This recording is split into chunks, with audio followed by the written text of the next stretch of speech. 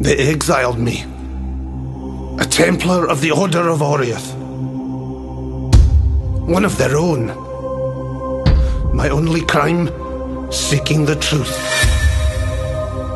They think themselves better than the criminals and savages of this god-forsaken continent.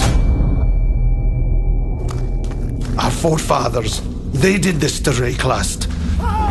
They caused the cataclysm. My dreams tell me this. Visions of a path that no one in Oriath wishes to know.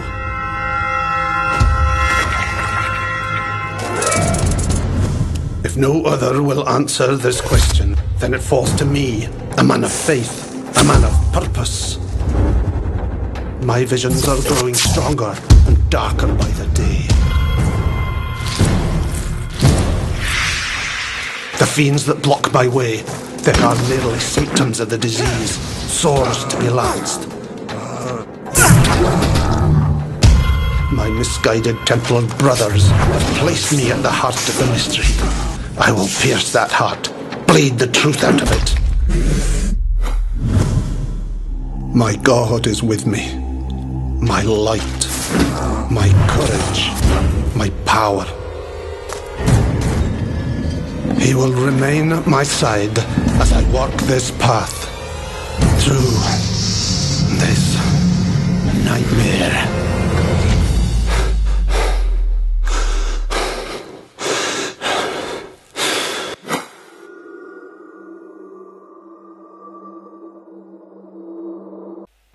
And greetings everyone, and welcome back to another episode of What Grinds My Gears with Path of Exile.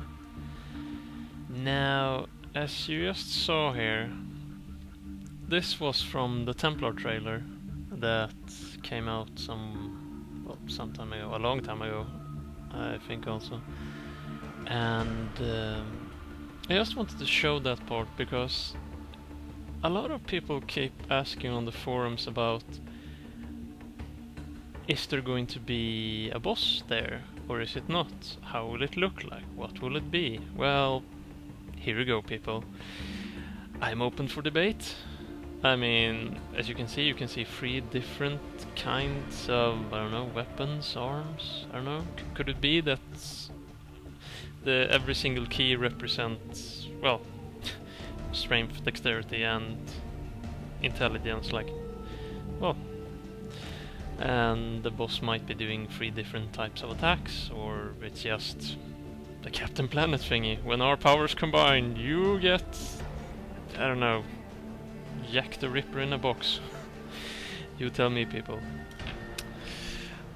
I'm open for ideas, so just go for it. And then there's also a talk on moving waypoints, that they are misplaced or too far between some places. It just gets annoying. Would you like to have them moved? Do you want additional waypoints? Yeah, and so on. Well, for my part at least, I wouldn't mind taking away the waypoint on submerged level 2. Take away that waypoint and move that waypoint and have a waypoint at the rocky climb, the area you get to after the ledge, because when I get to the ledge and I get the waypoint and then I run and then I get to the rocky climb and I feel like I'm running through the same area, and it can be pretty long and huge, that area also. I would really like to have a waypoint just in the middle of it. That would be really swell, at least from my point. And then I would feel like, let's see here, oh, what was it now? Right, the waypoint at Crossroads. I wouldn't mind having it moved to the middle of it, where there's usually a crossing in Crossroads, where you have all the 4 directions, the 4 roads, they meet up at one place, and they each lead to the dungeons or Broken Bridge or back to the other area. I wouldn't mind having the waypoint in Crossroads moved from, instead of when you enter Crossroads and you get the waypoint straight away, that you get it in the middle of Crossroads, because when I want to go back to some areas, or say when I'm just about to move to the different areas, I haven't been there yet and I haven't gotten the waypoints to every place, I think it's kind of nice to, you go to one place, you port up the town, and then you go back to the waypoint, but then I need to run to the sides, and well, basically I just think it would be a lot more convenient, really. And that area outside of the forest encampment, the first area before you get to Crossroads, I wouldn't mind too much, really, running a bit further to get to a waypoint there. I mean, I can put up a town portal now and then. Granted, I can do it at every place, so that thing could overrule each and every waypoint. Then again, you might not. It might be that you don't have a town portal scroll lying around at the moment, so yeah. And then I would say, in my opinion at least, Darkwoods. I wouldn't mind having that waypoint in the middle of Darkwoods either. Cause, well, just as the same as with Crossroads, I just find it more convenient, really. And for me at least, that's one of the areas that I like most about Path of Exile, because it's just so dark, literally dark and greeny, and you have the campfires and the spiders and everything. I just like going back there now and then, just running around killing stuff, going down into the spider cave and so on. But it just feels like a pain to always start at the beginning of it. But say if the waypoint was, you know, you always follow the road, and then it starts to get more denser with the trees, the forest and everything, and then you start going on the, well, either the mud road, or I think they seem to have changed it now, so it's not a mud road anymore. There are some, well, some stones lying around here and there, but halfway through Darkwoods, could say it like that, yeah. Put the waypoint there. I would like that, at least. Would be more convenient, I feel. Then I was sitting here talking to some people about where the different classes started in the talent tree. Oh well, talent tree, passive skill, talent, whatever, the passive tree. And because they were wondering what the next class, what gender it's going to be, male or female.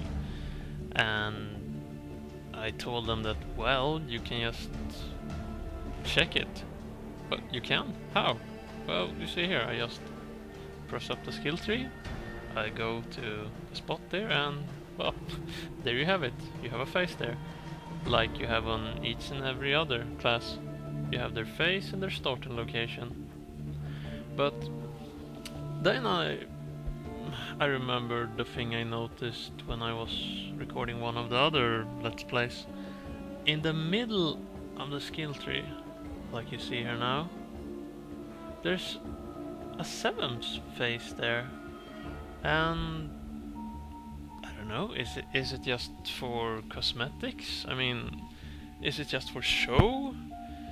Is it a bonus class we can unlock when we've completed the whole game on each and every difficulty?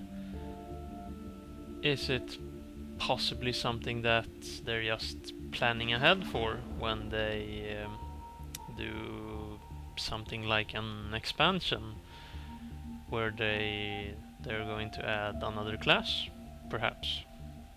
And this class will be Jack of all trade, master of none. Well, either way, I'm open for ideas there also. I wouldn't mind really having an extra class that you unlock when you've completed the whole game on each and every difficulty, or well, there's some special task you need to do, or some quest or whatever. I would be kind of okay with that, actually. It would give you a kind of fun reward when you finally completed it all. You've grinded and leveled all the way, you completed the game, and there, congratulations. Besides, I don't know, probably getting some title or something. I actually like that part about Diablo 2, actually. So you could keep track a little bit, and also to your friends when they watched your characters to see how far you had gotten. You could see the titles being added to your names. I wouldn't mind having that in Path of Exile, really. Oh right, speaking of names and titles, there were some people having a discussion about your names, being able to change them. Like, for instance, you can give yourself a first name and a second name, not being, well, not having to like put X's and stars and other stuff to, well, customize your name, giving you, say, 16 to 20 characters to put your name on, and then possibly being able to, well, get titles from different quests, or I don't know, when you acquire certain items, or possibly if they add in set armors, or, well, sets basically, giving you certain names, titles and whatnot. Because honestly, it looks a lot better when you see, like, for instance, Belzebut Dilord or whatever, or just a simple thing about Mr. Johnson or Chris Thompson, instead of just you know how it is. I mean, I'm sure most of you have, not just in World of Warcraft, I mean, Christ, every single game out there, just because people can't have a space between their names and put a first name and a after name, they slam it all together with X's for style and other things, and it just looks so ridiculous, really. So yeah, first name and second name, and possibly titles. Sure, it might be just a little meaningless thing in the whole big in the whole picture of the design and scheming and developing the game and all, but like I keep saying, it's all of those tiny things that make up a great game. You might not be too bothered about it at first, but if you get those tiny things, then like, I can bet that you will all like those tiny things when you have them. Well, has there been anything else specifically that people have talked about? Oh, my brain hasn't really been working too much lately. Oh right, I was reading another discussion about people were talking about that at some points in the passive tree there are some points where, or some paths to be more specific, that there are some paths that you just have to take. I mean, if you don't take him, you lose a ton of good things, so there isn't really any... Well, if you don't do like me, like... Well, I want to do this now, so I just go that way. Nothing really... I mean, going into it too deep or thinking too much about it, and this is the optimal thing and this is what you should do. I'm just doing what I want to do. Probably not what I should be doing. But as the people have said here, when you look at it and when you think about it, this is probably what you should take. So there's no real reason to deviate from certain paths depending on what class and spec and so on. So even though there is a huge passive tree, well, like always, there are always some people who start thinking out and showing some cookie cutter paths and specs and whatnot, that this is the optimal, this is the best, this is what you should do, and so on and so forth.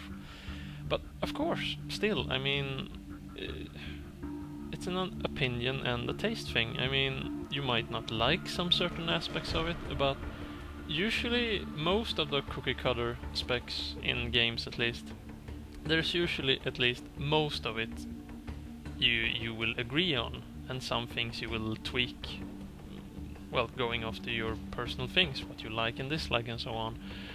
But I kept reading there, and like they said, I mean, how can you really counter that in a good way, that it won't be that even if you start a new character, I mean, you still have it, that you have it in the back of your head that, well, I want to do this now. I played a caster last time, and I walked along these paths then in the tree, and that was absolutely awesome. It was more or less the best thing I could possibly have done. I talked to people, I got suggestions, they gave me spreadsheets and God knows what, and calculations, and we argued for days and night, and then we finally came up with, this is the best, this is what I did, and God, was it glorious. But now I want to do a new caster, and I want to play with these spells instead. But then I start to notice that, well, I get some passive points, and then I'm about to put it up, and I start thinking about it, and I look around, and then I notice that, wait, sure, I mean, I want those things, but I benefit more by taking the exactly same path that I did the last time, just deviating a bit at the end and going to what I want. Because if I take the other things there and skip those other ones, I lose so much in, for instance, AoE, faster cast, and so on and so forth. Yeah, you get the idea. It's the same with every single class, and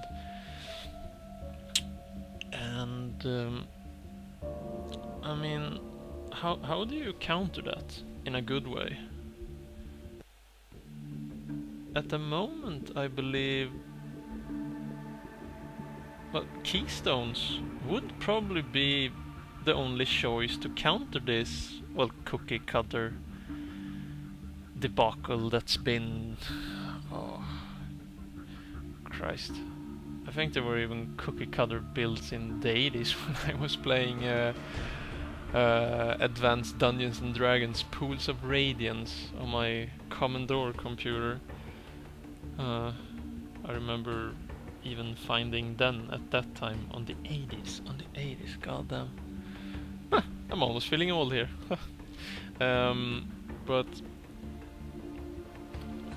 that could possibly be it, yeah. I mean, if you take keystones, if you look at what we have now, I mean most of the keystones, they literally can completely destroy or turn your gameplay upside down and then throw you back again for another loop, because it turns around so many things. So yeah, possibly the keystones could be the answer to all of it. I mean, if you just keep thinking up new and exciting keystones, they could probably be the answer to all of that debacle, really.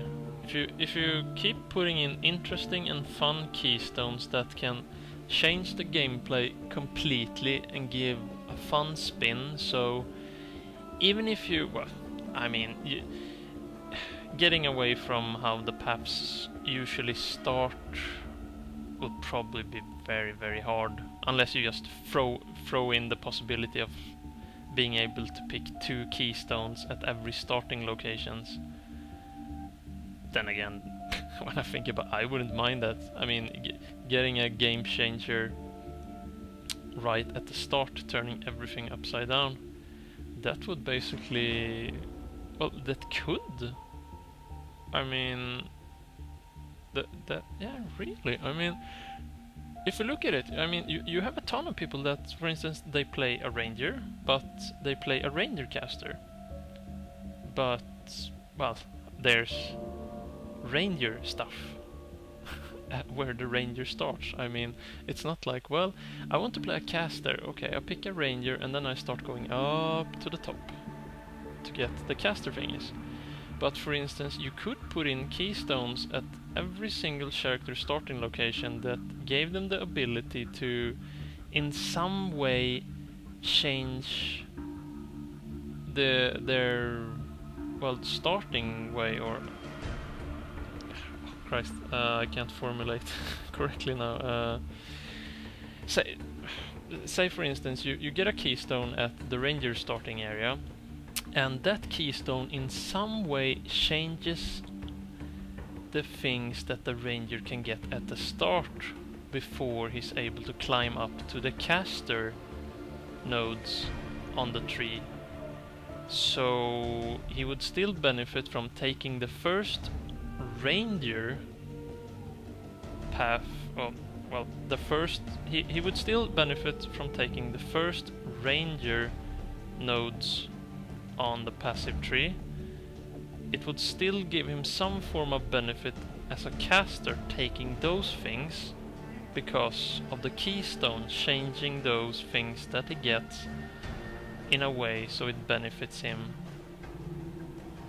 in playing like a caster on his ranger, if you could follow me there. And in the same way you could have it on the witch, for instance. Maybe for some obscure reason someone wants to make a witch tank or a dual wielding tank. What do I know? I mean, some people just want to do that. And there could be some keystones that give you an option to change some abilities or some things that give you the opportunity to make well, a battle mage, more or less. It's a witch that goes into melee with, I don't know, probably some coming new melee abilities for casters or Templar, probably, since he's the dual class on that side with magic and strength. But you get the idea. Basically, putting in keystones at very near, or just for the first point, I don't know, but either way you get the idea. Putting keystones at the starting areas to give the people a chance to drastically change the direction of their class, if they so would choose to give them other ways of starting their paths on the passive tree, so it will deviate a lot more. And sure, there will be, I mean, at the end there will be cookie cutter specs and spreadsheets for every possible kind of thing. It's you can't avoid that at the end, but you can still avoid in making it so that these two cookie cutter specs are the only reasonable and most used and frankly the most effective two specs you can take at the start. There is no point in deviating from them, because you will just cripple your character too much and you will lose too much at the end when you get, well, when you get to the end game, so to say, when you're, beats me, level 60, 70 up there, and the people that took that most effective cookie cutter spec, they're just doing so much better than you, because you didn't choose to take these passives here because you wanted to do something else, so you suffer for it. You get punished for not doing what's the best. But if there were some keystones, or well, some more keystones near your starting locations that gave you the option to drastically change it so that you still benefit from the things you take. For instance, like I take caster things, but I'm making a melee caster, but in taking the caster passives, they will still get changed by the keystone in some way so they benefit my plan with going as a melee thing, or also in the usual way, if you want to make a caster, a plain normal caster, but you want to have some options, something that changes it, something that makes other paths viable and being meaningful in taking. Just the keystones. Yeah, I honestly think the keystones will be something huge to this, because I mean, sure, if you look around, we have a huge, I mean, it's an extraordinary passive tree with, well, I'm sure someone out there with a lot more mathematic capabilities than I have can figure out how many possible specs you can have that's at least viable. I mean, sure, we can count each and every single node and just take, well, I take this one to the left now instead of the right and we have a new spec. Well, yes, you would be correct, but still it's more or less the same. But with the keystones, if you keep on throwing in keystones in the mix here, and I mean, Christ, you could even keep on expanding the passive tree with expansions or larger patches and keep on adding keystones, that it would go to some point that, well, you could literally spend, well, beats me, 17 or 80 points just going in a straight line somewhere. I wouldn't actually mind that, really. That would be incredible, really. Sure, it would be hard as hell probably to try and plan your possible spec or what you're after, but I mean, after you've played it a while, or if you look around what other people discover and talk about and so on, I mean, the replay value, even at the moment, the replay value even at the moment is extraordinary, really. And oh god, if they mess this game up, I will be so sad, really. Christ, I'm a bit frustrated here.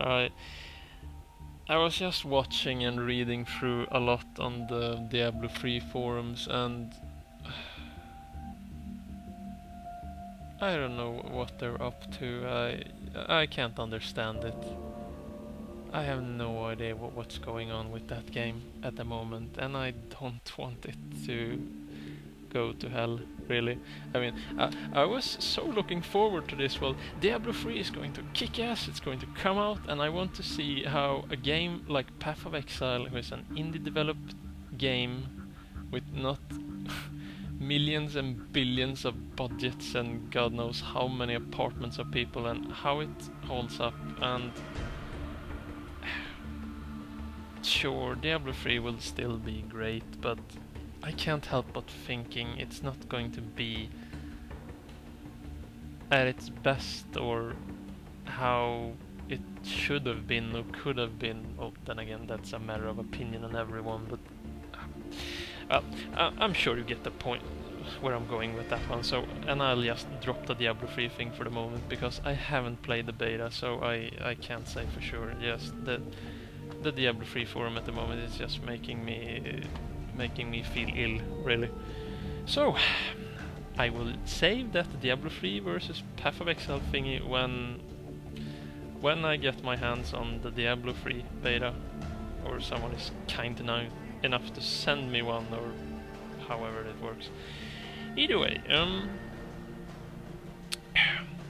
moving on. What else was it? What else? Christ, I can't remember. Was there anything else, really?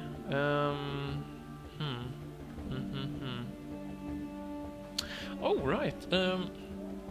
I've been checking around a bit, and I saw a skill here that I honestly hadn't seen before until now. This is on the YouTube channel Jurist McDwarf's channel, and he has a warp reindeer, and he's using lightning warp, and I have honestly not seen this skill before, and I am extremely intrigued by it. It looks like, and when I think about it, if it's working like I think, that you like teleport, do a AoE explosion, and you teleport, do a AoE explosion, and that it takes up, well, depending on your movement speed is how fast it happens. And God, I mean, my mind is just blowing up with the possibilities around this skill and how fun it looks. So people, Jurist McDwarf's channel on YouTube, just check it out. It's really interesting if you haven't seen the skill. Christ, what else? God, I can't really come up with anything special else. What? Oh